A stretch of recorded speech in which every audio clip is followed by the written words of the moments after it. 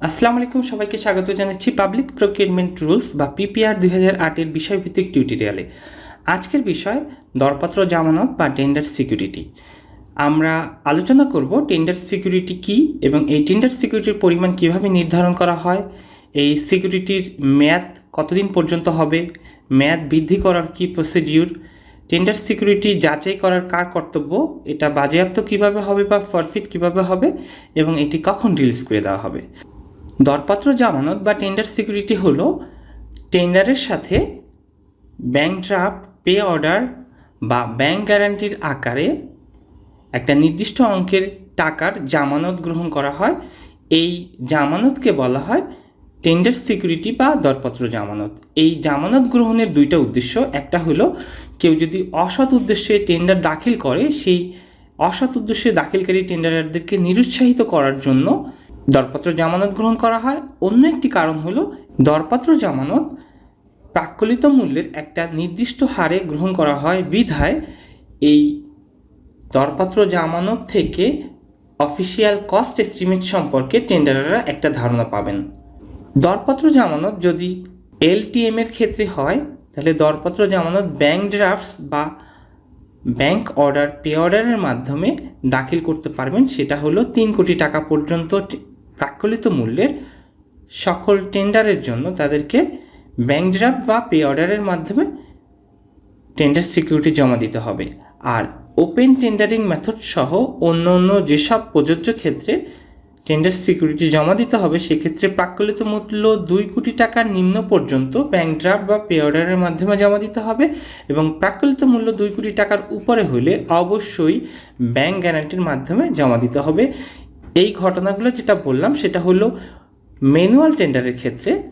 ইজিপির ক্ষেত্রে যে কোনো ধরনের bank guarantee, pay order, bank draft যে কোনো অঙ্কের প্রাক্কলিত মূল্যের জন্য অ্যাকসেপ্ট করা হয়।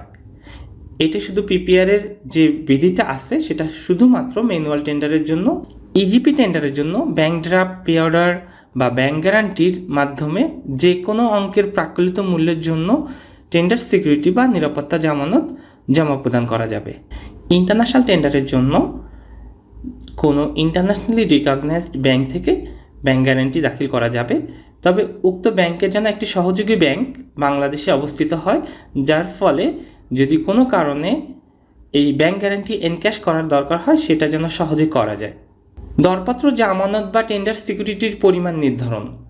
লট বাই লট টেন্ডারে প্রাকৃত মূল্যের 3% অধিক হবে না, সর্বোচ্চ 3% পর্যন্ত টেন্ডার সিকিউরিটি ধার্য করা যাবে। সেক্ষেত্রে 1%, 2%, 3%, 3% যে কোনোভাবে 2.5%, 2.5%, 2.25% যে কোনো অঙ্কের প্রাকৃত মূল্যের যে কোনো অঙ্কের পার্সেন্টেজে টেন্ডার সিকিউরিটি চাওয়া যাবে। তবে এই টেন্ডার সিকিউরিটিটা অবশ্যই হবে স্থির অঙ্কের।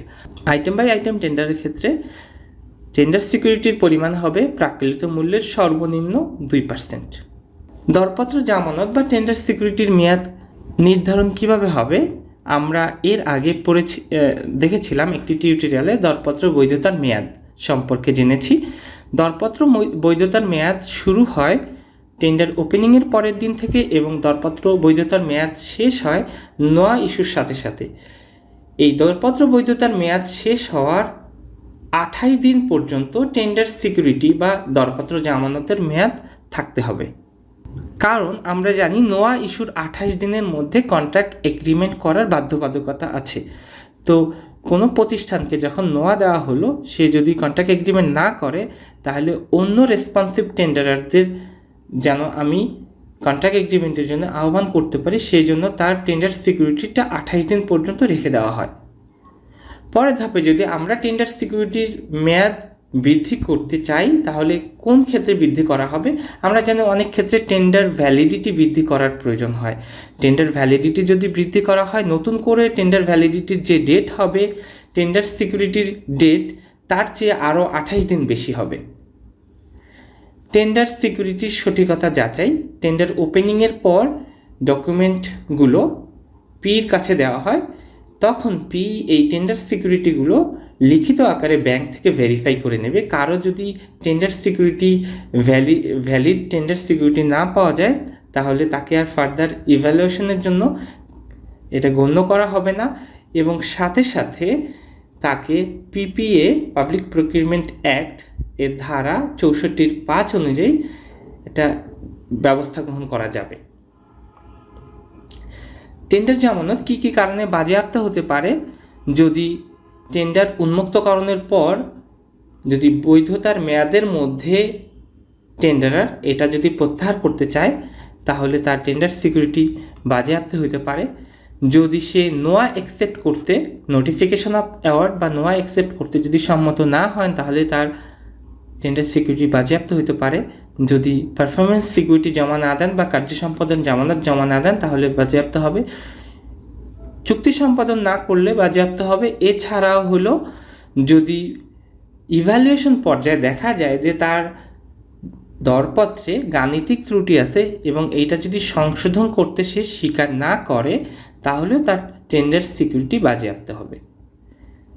টেন্ডার সিকিউরিটি কখন ফেরত দেওয়া হবে? নন রেসপন্সিভ টেন্ডারারদের টেন্ডার সিকিউরিটি ফেরত দেওয়া হবে যখন ইভ্যালুয়েশনের রিপোর্ট যখন অনুমোদন হবে অনুমোদনকারী কর্তৃপক্ষ দ্বারা, তখনই তাদের নন রেসপন্সিভ টেন্ডারারদের টেন্ডার সিকিউরিটি ফেরত দেওয়া হবে।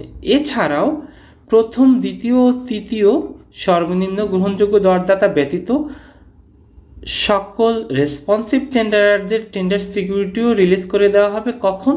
যখন এই অনুমোদন হবে, রিপোর্ট অনুমোদন হবে, তখন প্রথম, দ্বিতীয়, তৃতীয় গ্রহণযোগ্য দরদাতা ব্যতীত বাকি সব রেসপন্সিভ টেন্ডারারদের টেন্ডার সিকিউরিটিও রিলিজ করে দেওয়া হবে। যখন লোয়েস্ট টেন্ডারারের সাথে রেসপন্সিভ টেন্ডারারের সাথে যখন চুক্তি সম্পাদন করা হবে, এরপরে বাকি দুইজন দ্বিতীয় এবং তৃতীয় সর্বনিম্ন গ্রহণযোগ্য দরদাতা টেন্ডার সিকিউরিটি রিলিজ করে দেওয়া হবে। এটাই ছিল আমাদের টেন্ডার সিকিউরিটি রিলেটেড আজকের এই টিউটোরিয়াল। আশা করি আজকের টিউটোরিয়ালটা আপনাদের ভালো লাগছে। ভালো লাগলে লাইক, কমেন্ট এবং সাবস্ক্রাইব করে পাশে থাকবেন। আজকের মতো এখানেই বিদায় নিচ্ছি। আল্লাহ হাফেজ।